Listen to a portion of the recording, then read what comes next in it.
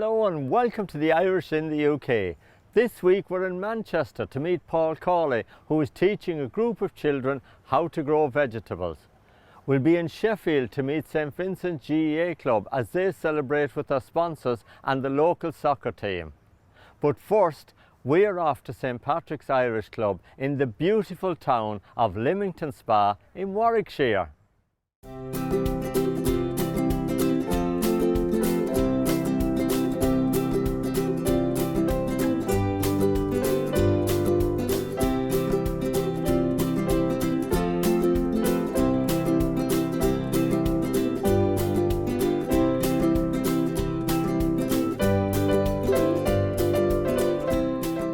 Christine, tell me a little bit about your Tuesday Club.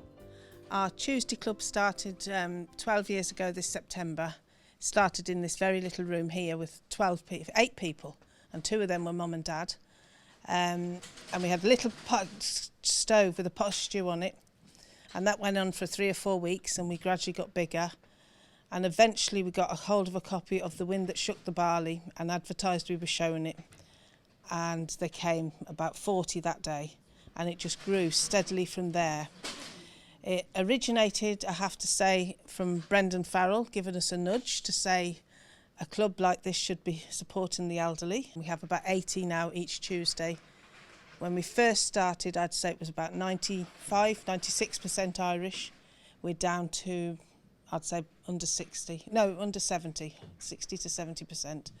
And that's just age and people moving, and the English people coming in and enjoying our culture and our ways, our music and bingo. Now there's quite a bit of history attached to this club. It opened in 1963. It was around 94 we had a flood, and there's a wee mark on the wall behind you, and the waters came up above waist height.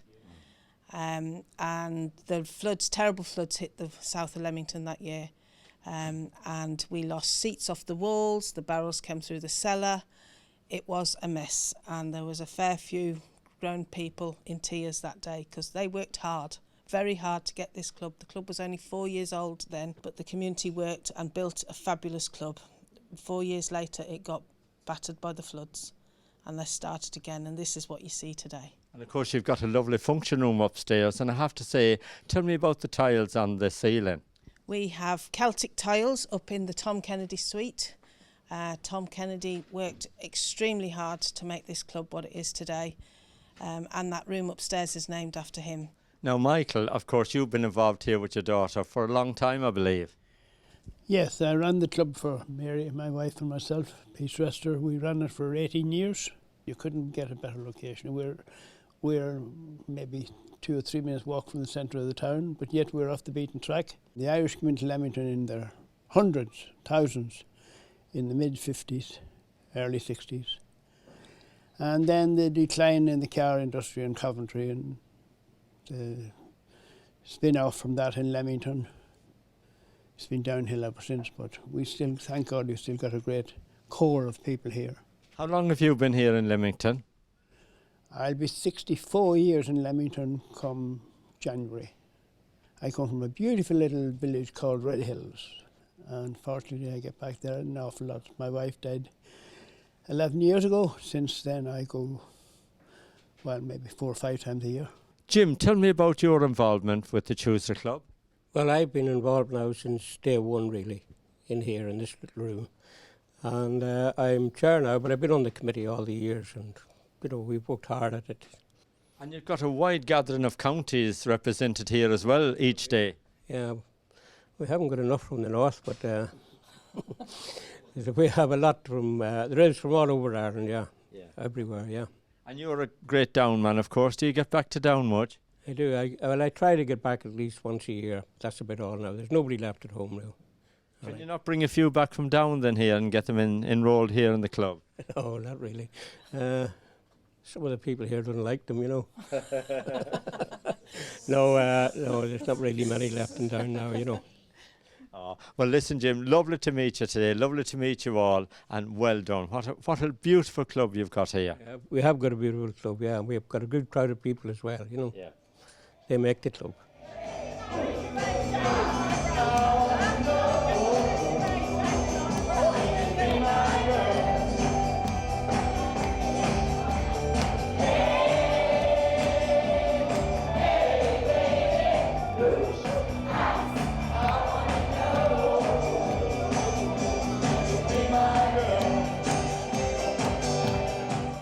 been chairing every meeting here for the last 36 years. I was secretary first, but the first meeting they said you got to chair the meeting, and I've chaired every meeting ever since that day in this club.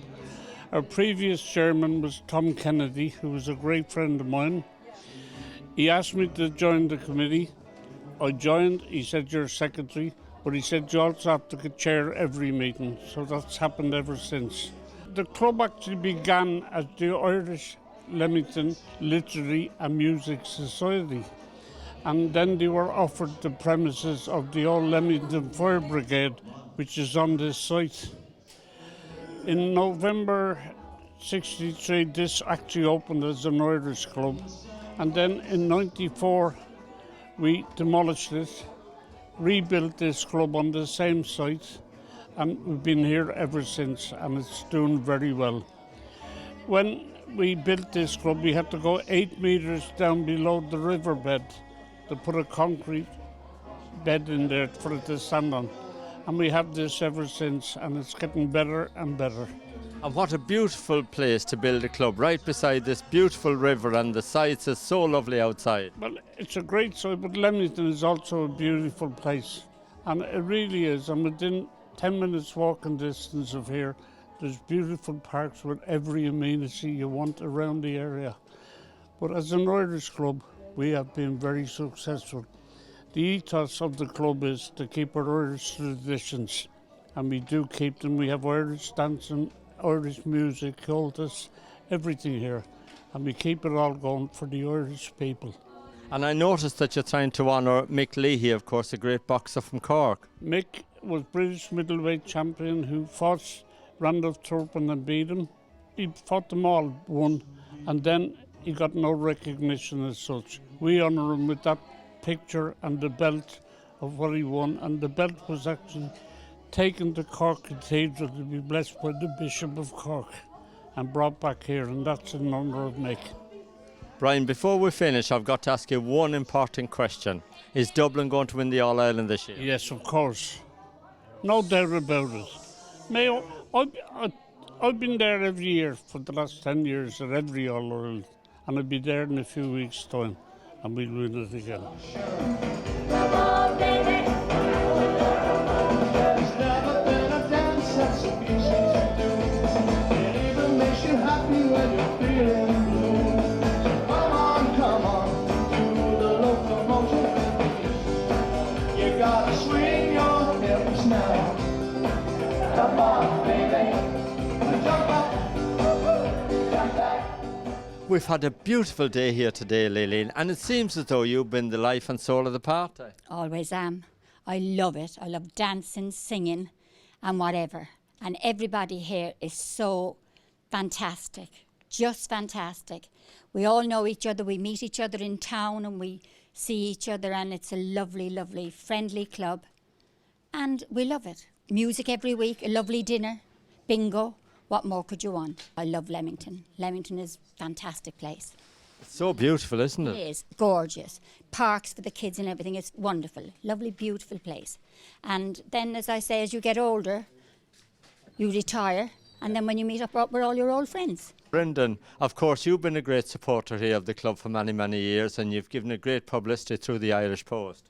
Yeah, well, it's certainly one of the best run clubs I've ever covered in the 50 years, nearly 50 years now with the paper. I mean, I'm supposed to be retired now, but I'm still being roped in to cover stuff, you know. But it is, I mean, it's one of the best well-run clubs there is, and as you said, the location is brilliant. There isn't one like it. Now, you get around to a lot of the venues, of course, around the Midlands and Birmingham in general, and there's a lot of work been done here. I know that we're all getting a bit thinner on the ground, but there's still a lot of work been done in all the clubs around. Yeah, I mean, I've heard now that there's down in Gloucester, Wolverhampton's doing a refurb, which you've been to recently, doing an immediate refurb, so they're not all closing, much to what people think. I know, as you said, people are getting thinner on the ground, but the clubs, lots of them are refurbishing. Yeah. I mean, we're hoping to get getting the second and third generations is the important bit. That's the hard bit, getting them involved. And of course it's really important that you put the word out there through the Irish Post as well, that people can see that these clubs are still doing really well and they're well supported. Yeah, I mean, this is, I mean, we're tying in, as you probably heard, we're tying in now with St Patrick's for the 50th anniversary next February in the Irish Post. And we helped them with the 50th anniversary here. And the opening of this club, I got the Irish ambassador up, Joseph Small, who had never been to Leamington. And afterwards, his visit, I met him in Manchester, your place, and he said it was one of the friendliest clubs he's ever been to in the country. Well, it's been lovely to meet you all today. And you, and thanks very much for coming. And everybody here today had a fantastic day, didn't they? Well, the next time we see you, we'll be on TV. What? We're going on telly? Ah, you're joking me, Brendan, now. What do you think about that, Brendan? Well, she's... Everybody will find out about us, Brendan, now. they We'll will. have to stop this. I shouldn't screen this now, Martin, because No. it's going to cause a lot of trouble. Trouble. Right.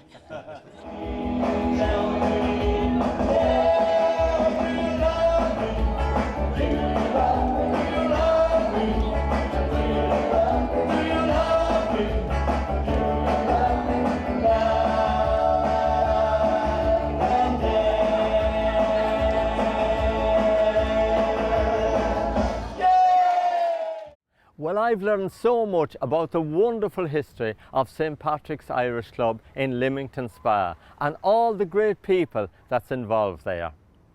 Now we're going to take a little break.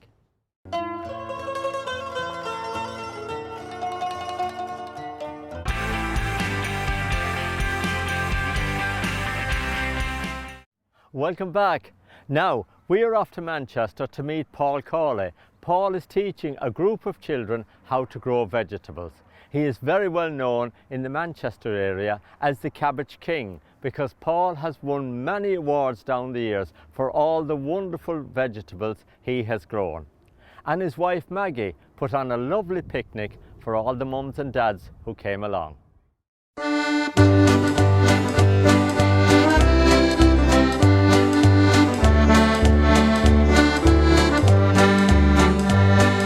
Tills the soil and plants the seed to feed this hungry land. The farmer, with the hoe and a shovel and a turning plough, making his living by the sweat of his brow. The farmer. Paul, you've got a fantastic allotment here. How much time do you put into this? Spend quite a bit of time into it, Martin, so we do it mostly the weekends. That's our pastime for the weekend, Saturday and Sunday after work. Well, you've got so much here, you know, so much cabbages, potatoes. Just give us an idea what you grow here. Yeah, well, we grow the cabbage and the spud. Of course, we grow the cabbage and the spuds and onions, lettuce, salads, all the different types that you need. Beetroot and rhubarb, as Maggie said. Yeah, and you've got some lovely apple trees here as well. Yeah, we're starting doing the fruit now. It's a bit easier to till the ground in fruit than in veg as we get on in years. But yeah, we have some pears, apples, plums, gooseberries, all of that stuff, yeah. Yeah. Now today you had a group of children here, teaching them and letting them know how, you know, vegetables is grown. This was very educational for them because I spoke to one or two of them and they've never experienced this before. Yeah, well, that's the idea, Martin. We sort of give surplus stuff there to families, so we do, and you get some feedback saying the kids absolutely enjoyed it, way better than they would cabbages or veg coming from the shop. So I thought, why not bring them down here and dig their own and see what the reaction would be? Because we were just gauging the reaction this year, because we might do it in a bigger scene next year. So we had just about a dozen kids here today, and by the reaction I think it was very, very good, and they seem to be really interested in that, and it gives them an idea where the stuff comes from, and that it's just not all out of plastic bags in supermarkets. So we saw you there earlier on showing them how to dig the potatoes and pick them and everything. Yeah, I did, yeah, and it's very interesting there because one particular girl there, Grace, like she was really interested in the growing of them and asking the questions about how they were planted and how they came to that stage. So that was very good to hear that. Now, Maggie, you also put on a lovely day for everybody that come along, including the ladies and the children. You put on a lovely lot of food and drinks and everything. Oh well, we enjoy doing everything. It's just lovely to see everybody here, isn't it? And everybody said, oh, what a fantastic day out in the middle of Manchester, and you'd think you're out in the country. Yeah, but it was a fantastic day for us too. And you're always kind of supporting Paul and down here at the allotment as well. Oh yeah, love it here. Especially the late evenings, isn't it? In the late afternoons. It's beautiful at that time. The birds are singing and it's just lovely. Now, I can see this being a lovely place for children to come down and learn a lot more about farming. Because we are thinking about expanding on this in a bigger way, and it is a good education thing for kids brought up in the city. And as you said, we are here look around you, it's pure country, like, and we're only 5 minutes from the town of the city. And we saw them earlier on as well, experiencing all the ducks and hens and different things that goes with the farm. Well, that's right, yeah. We showed them a bit of everything today, so we did down there on Tessa's Farm, yeah. And it was nice to see them interacting there with the ponies and the ducks and the geese and all of that. Now, this is something I think that you two will be planning and you'll be expanding on. I probably will do for next year, won't we? Because we've had great fun just planning it, haven't we? Yeah, we enjoyed just sitting together talking at night and discussing what we would do, what we wouldn't do, haven't we? So we probably will do, yeah. You see, I think schools should be doing more of this and bringing children out to places like this to teach them. Yeah, well, I'd agree with you on that, Martin, like, because like when we were growing up ourselves, like, we were always out on the farm and picking spuds and the general things that went on and playing and having fun. It wasn't all about work, like. But I think the same for the kids, like, a lot of kids, like, that are home with the computer and the phone and that, like. And, you know, there's so much more to life than just a computer and the phone. And by bringing them out in places like this, you give them a broader outline on what goes on and around them in the countryside and all of that, like. You two are great Mayo supporters as well. And of course you're involved in all things Irish here in the city as well. Oh, yes. Oh, yeah, we are. Well, we just love everything about it, don't we? And we love going to Ireland, or I do especially. We'll be over for the Kilkenny Festival on the 3rd of August, yeah. We will, of course, that's a big weekend in Kilkenny, so it is. And then we have our own little village further down the road, Lahardon, on the 15th of August. So we'll have 2 festivals over there this year, so we will. Lovely. Well, look, thank you for a lovely day, and every child that was here today enjoyed it. It was something different for them, and they learned quite a lot as well. Yeah, thank you, Martin. Well, I hope they did now, but they all seem to enjoy themselves, and that was the main idea, but that they enjoyed themselves and had a good time. And I think that their daddies and mammies had a good time as well. They all enjoyed themselves, yeah. Spuds, spuds, spuds, these spuds are really great. Good old Irish spuds are on everybody's plate. You can boil them in their jackets, chipped or mashed to treat, but the spuds they grow. Grace, have you enjoyed the day? Yeah, it's been a really lovely day today. I've learnt how to dig potatoes and how to cook cabbage and how to grow onions. Yeah. Now, have you ever learned something like this at school? Have you ever been out on a trip where you've been out to a farm or allotment before? No, not in my schools that I've been to. Right, okay. Now, did you see how the potatoes grow and how they're picked and put together? Yeah, it was really interesting to watch and learn how to do it. Would you like to do this again, Grace? Yeah, it's been really exciting and I've loved it so much. I would love to do it with my family again. Lovely. Yeah. Now, you've had loads of your friends here today. What do they think about it? Yeah, from their faces they look like they've really enjoyed it. And everybody's going home with cabbage and potatoes? Yeah, I think they're going to have that for dinner tonight. So is Paul and Maggie going to have a new group of helpers now? Yeah, definitely. God bless the farmers, raising up their talents hands, thanking God for letting them use his lands to be a farmer. God bless the farmer, the farmer. God bless the farmer. What a great idea, teaching children how to grow vegetables. Well done, Paul and Maggie. Now, St Vincent's GAA Club in Sheffield is a new club. They've been going for about 2 years. We went along to meet them on their celebration day with their sponsors and the local soccer team. It was also a very special occasion for Phil Weimar, whose dad passed away some years ago.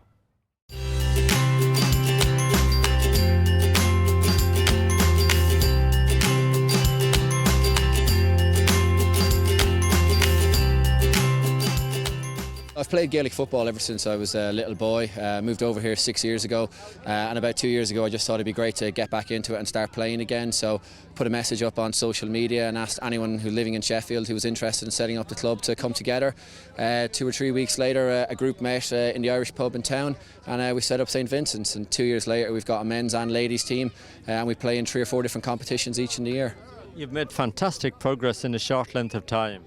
Yeah, I think we've done a lot. We're always looking to improve. This year we've got our permanent home here in Warminster Road, so it's brilliant. We're going from strength to strength, more and more members each year, and we're always looking for more members. And Emma, what was it like for you when you first come over? Well, I first moved over here. I just came over here by myself, and I had joined the St Vincent's WhatsApp and committee group before I'd even moved over, and it just made me feel so at home.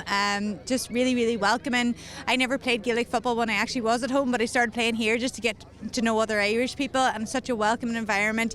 Really made you feel at home, sort of like a home from home, and it's more like a family away when you're away from home. It's really good to know good people as well. You've had great support, Niall, from your sponsors as well. Yeah, we've had 3 or 4 sponsors from around Sheffield who are coming together. Some are Irish based, some not, so just want to really help, I suppose, the Irish community get settled here. And yeah, it's been brilliant. We really couldn't have done what we have without them. So to everyone who's been a sponsor both last year and this year, I'd really like to say thank you very much.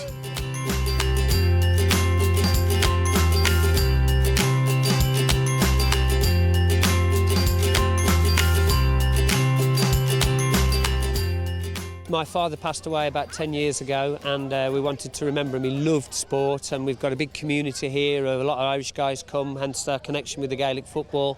But we always did a five-a-side, six-a-side tournament. So I came down on, I think it was about a month ago, and watched Gaelic football, and I have to say it is an amazing game. And I do wish I'd played it, actually. I do. I mean, I'm too old now, but and my dad loves sport, so that's why we do it. Well, it's lovely that you've got such a lovely memorial day, if you like, for your dad here today. We've done this for 20 years, but we sort of renamed it for my dad about 10 years ago. We all came to Sheffield. The best thing is our sons are playing, so down there today you've got father and son, including me with my son, and I'm sure my dad would have loved to see that as well. We've got a cup somewhere in one of the pubs, the Banner, who I think are just lost to the other big team that normally win it, which is some lads up at the north of Sheffield. So we've got to go and retrieve the cup from the pub, and they were so confident they left it in the pub. So that'll be the first task, go and get it. And on the cup it says, "Never trust a man who doesn't take a pint." That was his motto. All right. Tell me a little bit about your club. Well, the club, I started a club, and a lot of the lads played for that. About 20 years ago, we played for a local team called Bankers, and then we changed when we got different sponsors.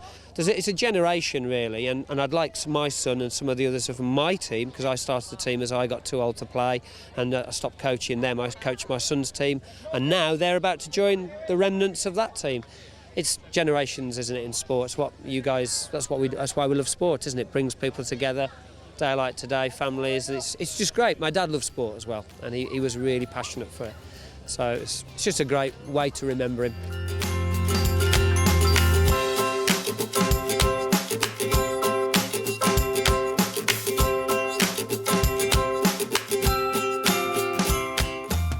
It's great to see another GAA club starting up in Yorkshire, and if there's any boys or girls out there living in the Sheffield area and you'd like to play Gaelic football, well, get involved with St Vincent's GAA club. Well done to you all. That brings us to the end of the show for this week. Henry McGlade is back with his show next Thursday evening at 7 o'clock, and we are here with the Irish in the UK at 7:30. Thank you for watching.